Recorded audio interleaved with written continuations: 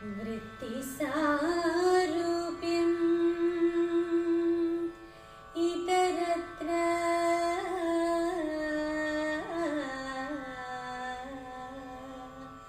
वृत्तिसारूप्यम् इतरत्र.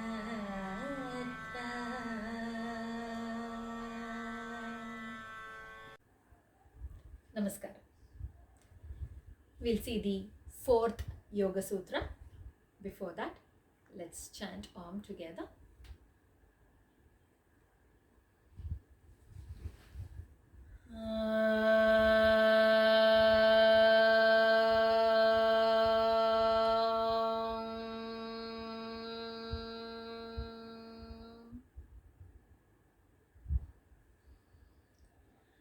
The fourth Yoga Sutra. Vritti Sarupyam Itaratra. Vritti Sarupyam Itaratra. Vritti, modifications of the mind. Sarupyam, assumes forms, identifications. Itaratra, at other times.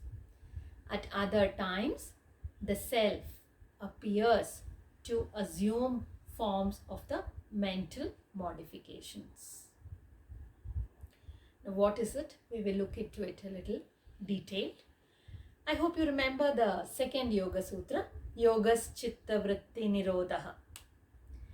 In that, I was talking to you about our identity, that we get identified with our roles, isn't it? That's what we were discussing in our second Yoga Sutra. Based on our thoughts, emotions, and actions, we assume, we take in a certain identification of ourselves. We go away from our original self. We go away from our true self, and we get identified with certain things. We get identified with some ideas and some memories that's been stored in our brain. So that is why we think that we are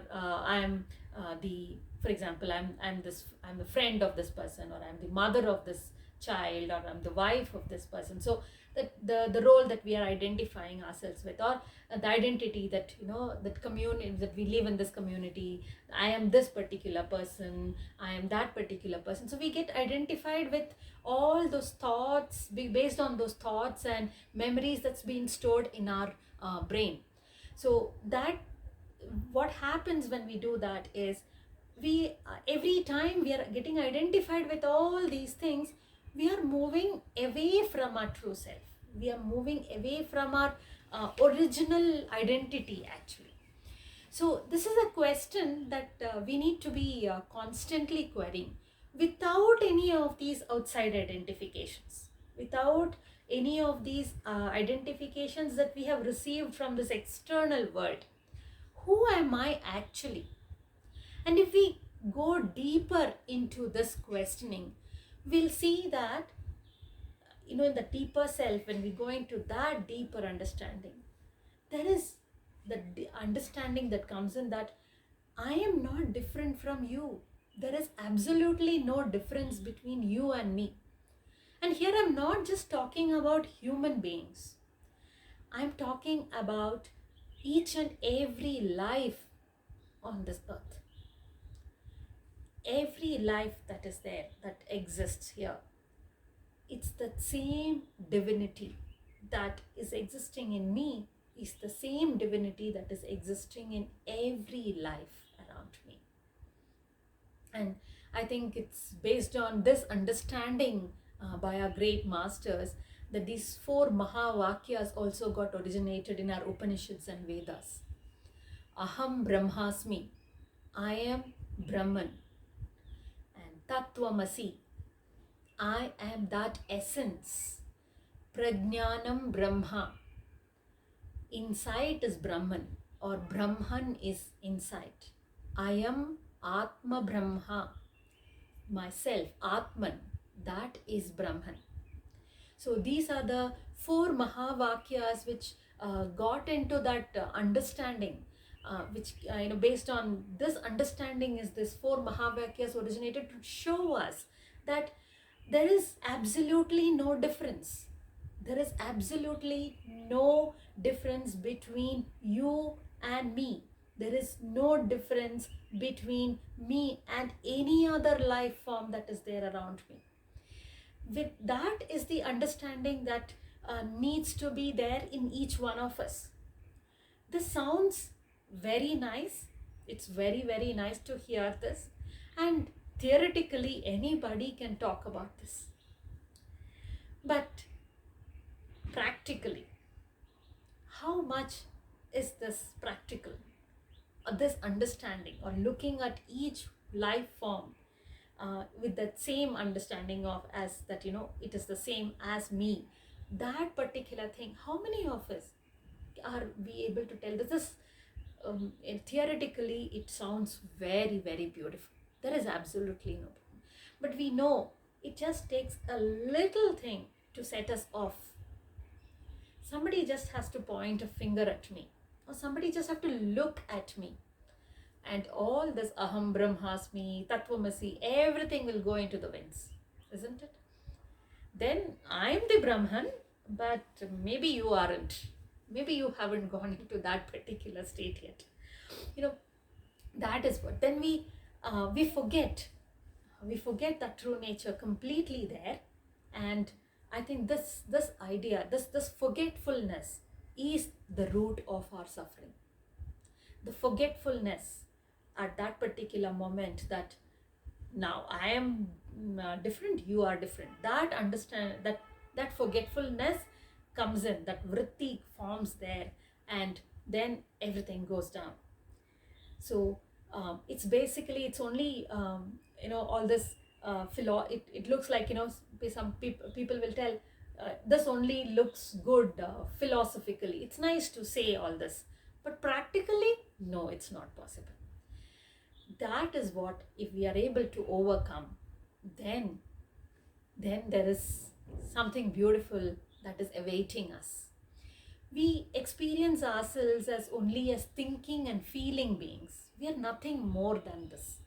We are happy when our actions yield desirable fruits.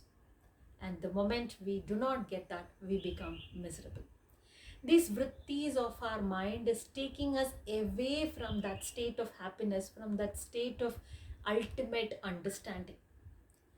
Now, if I identify myself with my body, if I think that I am the body, then, no two bodies are the same. No two physical bodies are the same. This person is different, I am different. Now, if I identify myself with my mind, then nobody can have a mind exactly like mine. So there are no two individuals who have the same body and the same mind. Even with coming to identical twins, they may be looking physically, they might look very much identical, but their mind, their thoughts are so very different. Every finger, if you look at our finger, see, each finger is different.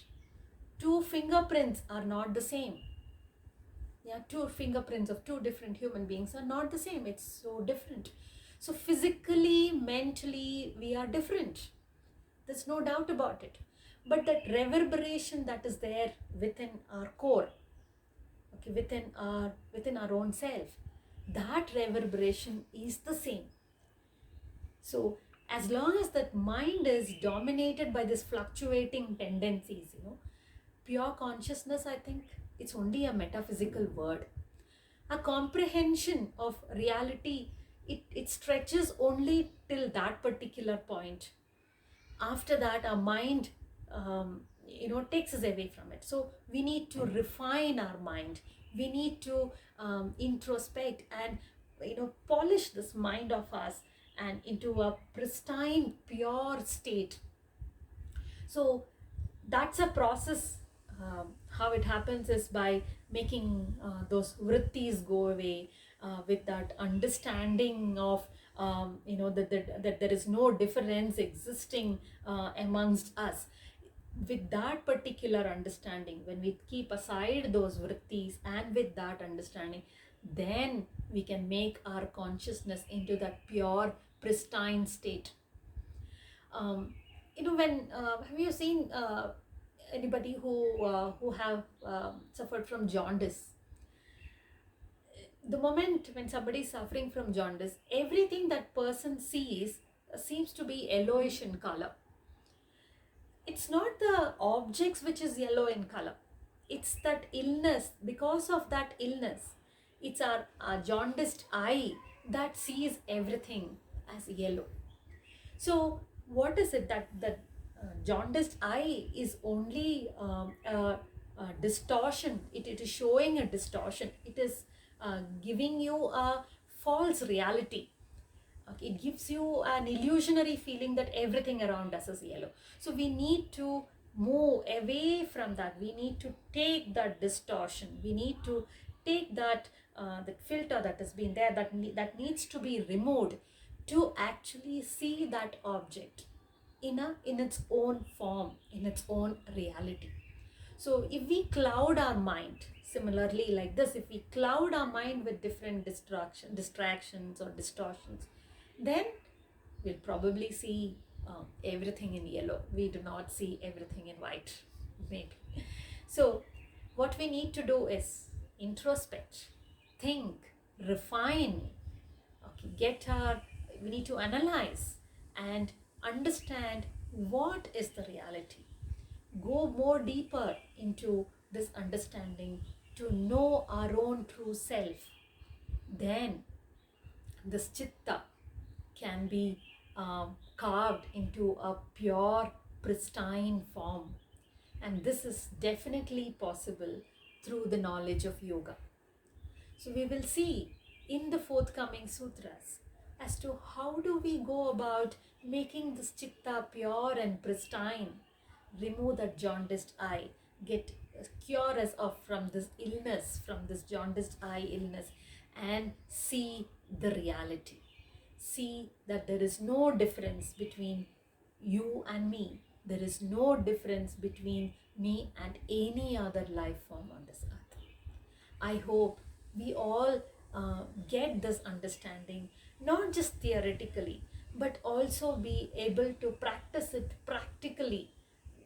Be able to really get into that, implement it, that the moment we see another life form, or we see any other, we bow down. So the our culture is also talking about it. When we hold both our palms together and when we say namaste, it is, we are bowing down to that divine which is what is within me. The same divinity which is within me is the same in you, and I'm bowing down to that divine.